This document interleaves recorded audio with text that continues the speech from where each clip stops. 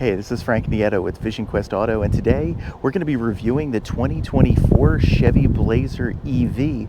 And the really cool thing about this is, despite it being called just the Blazer EV, as if it's just a regular car, hey, we just added this little option here of being an electrified vehicle, the fact is, it's not just that. This is its own vehicle. It does have a similar look to the Chevy Blazer, but it's paving its own way, and it's very much not just an electrified version of the Blazer. It's its own thing, and we're going to talk about how that is and as we go along in this review. But the really big thing about this is, and I'll get into this more, but how much Chevy breaks the mold when it comes to electrified SUVs by not trying to be completely out there and being a direct copy of a Tesla Model Y.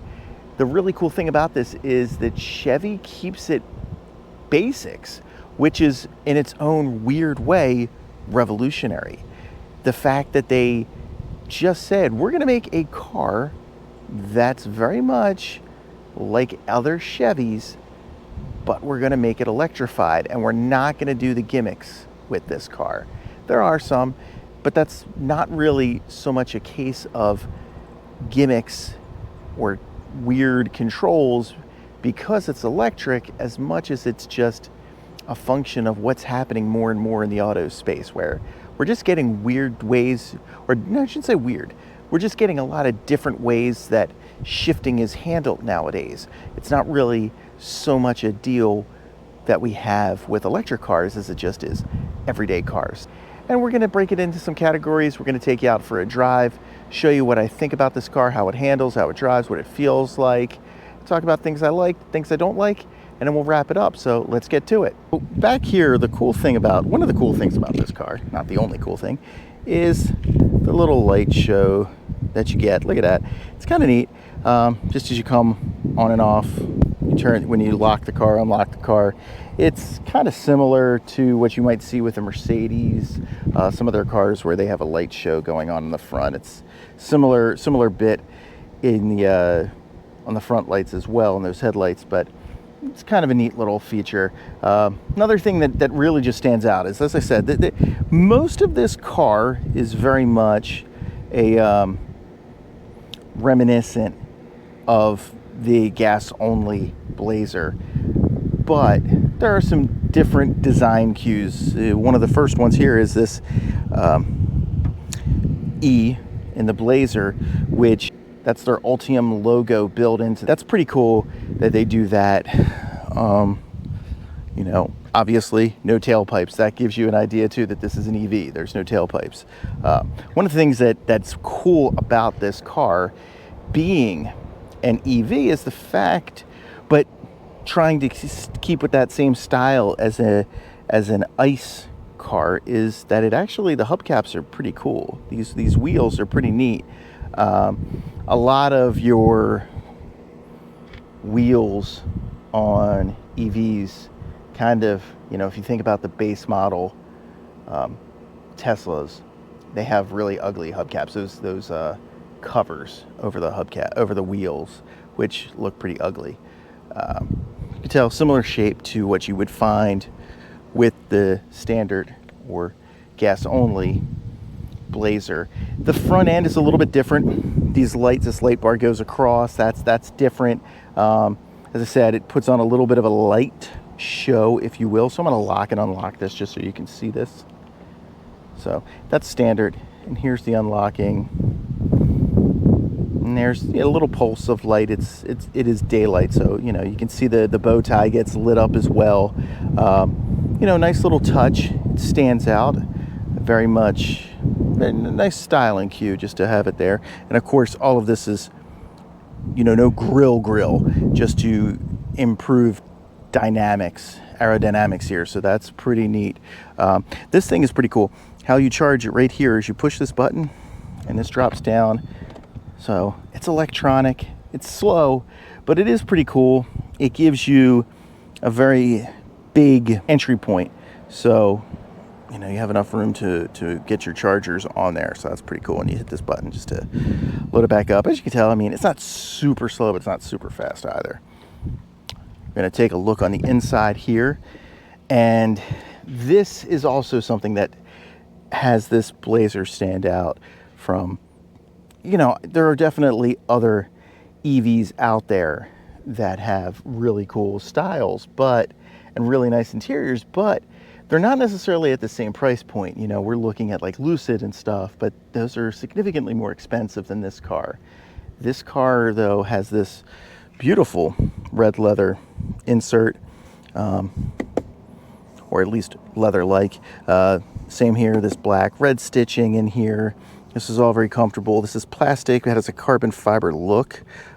Really nice. This is straight plastic, but it feels really nice. Pretty deep pockets on the side. This is cool. This is a suede insert. Also, if you can see the RS logo, it's pretty dope.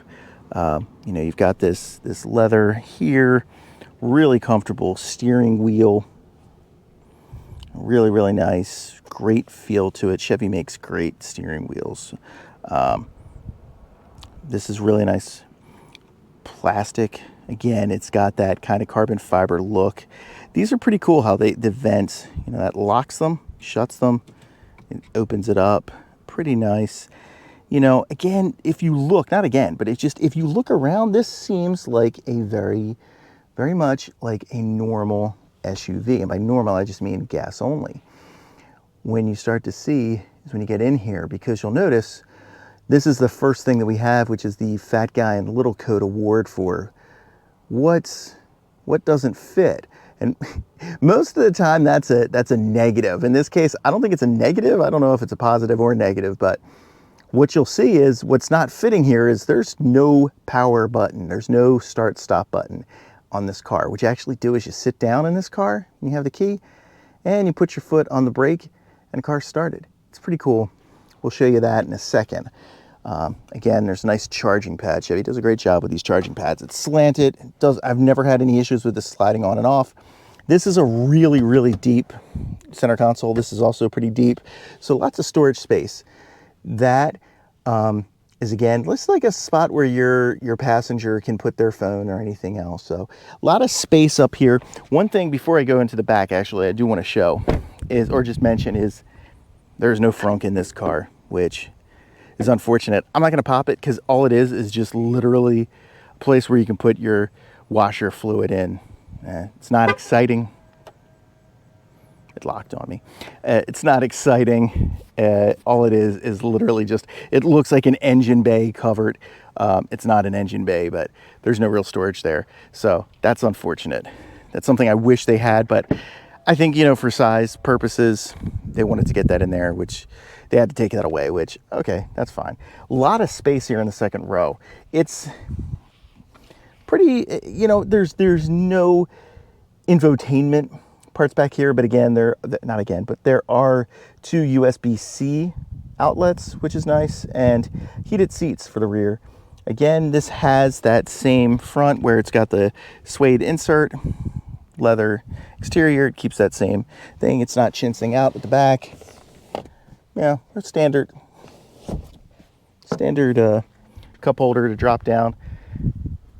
Where you get a little bit of, I would say, I don't know if you'd call it frills, but where you get a little bit here is, this is pretty decent space. Right under here is actually, whoops, you've got you can hold all your chargers, and then you've got a deep space for some other stuff. So pretty nice. Show you how this turns on, and it's pretty easy. What you do is you sit in here, you shut the door, and it basically wants to turn on for you. Put your foot on the brake, and there you go. It's starting, which is nice.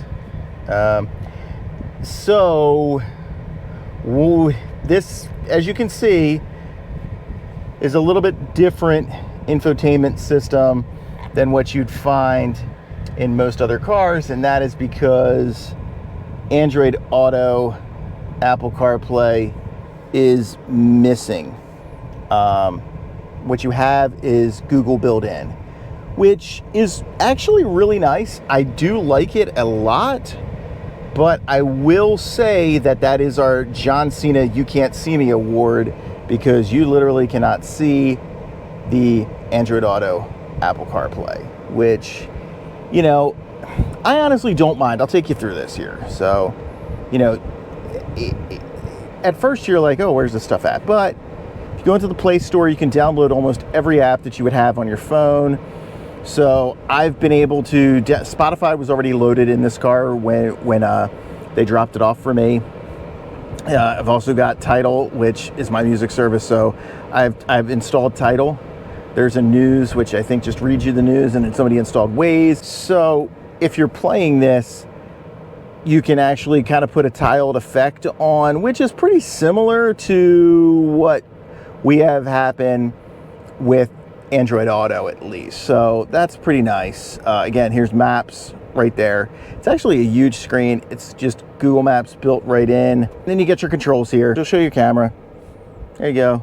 Upside there. You got your overhead, sides, front.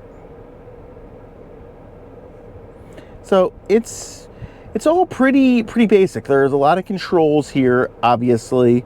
So your ambient lighting, you can put in your driving modes, which is normal, sport. I've actually just been driving in sport. I didn't even realize that. It is pretty easy to use. So here's your head up, not your head up. There is a head up display, but you probably can't see it in the camera. But here's just your digital display to tell you your speedometer, your miles, what gear you're in. And then give you all your other information that you need, how many miles left on this charge. So it's all very basic. A lot of your controls are here on your steering wheel. You've got your heated steering wheel. Your volume controls are similar to a Jeep right here on the back that you can control. Same with changing what track you're playing or radio station you're on. You can change that here.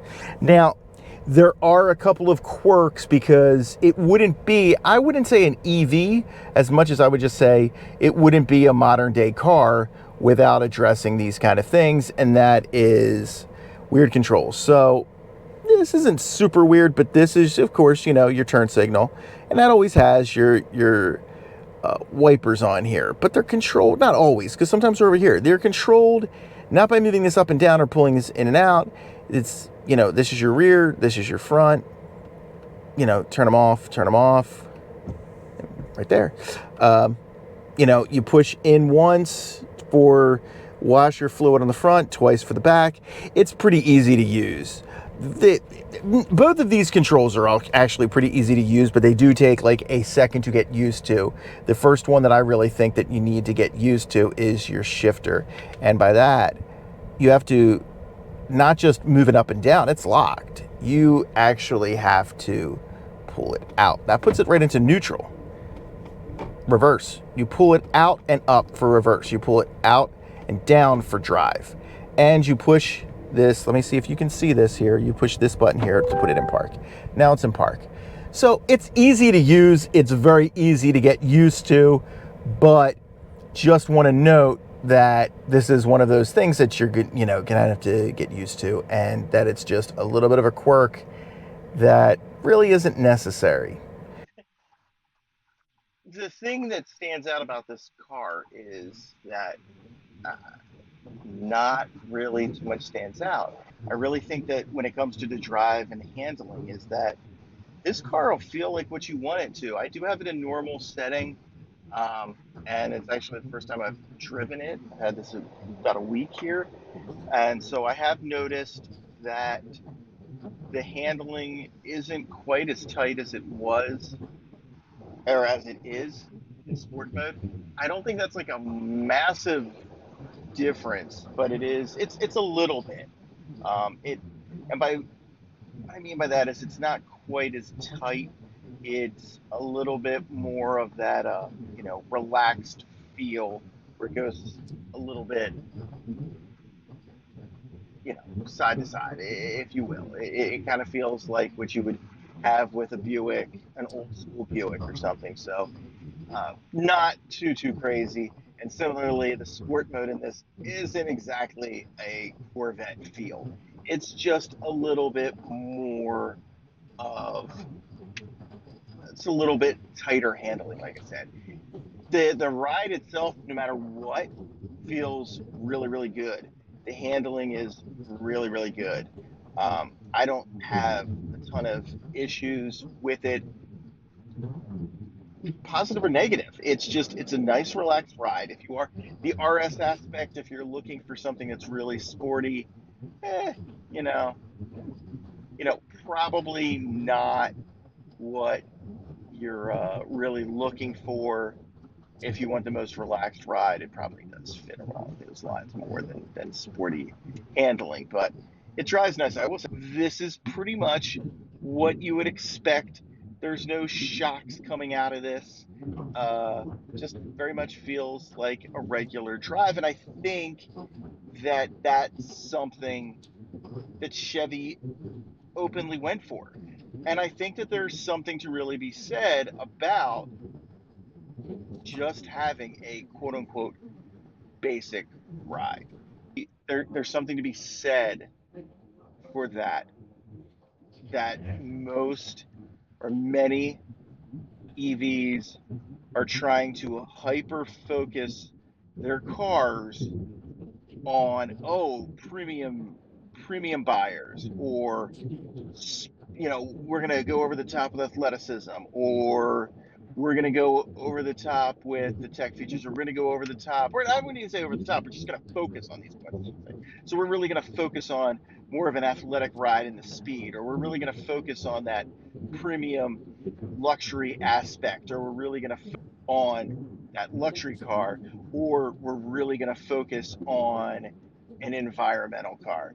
I think Chevy's like, we're just focusing on delivering the best driving standard SUV that will hit the mark for most shoppers today, whether they want an electric car or a gas only car.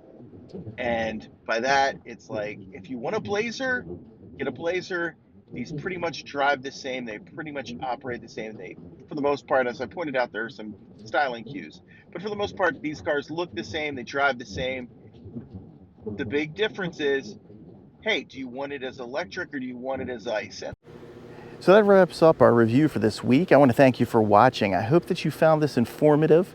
If you have any questions, please reach out to us. We're always happy to respond. For Vision Quest Auto, I'm Frank Nieto, and I will catch you around.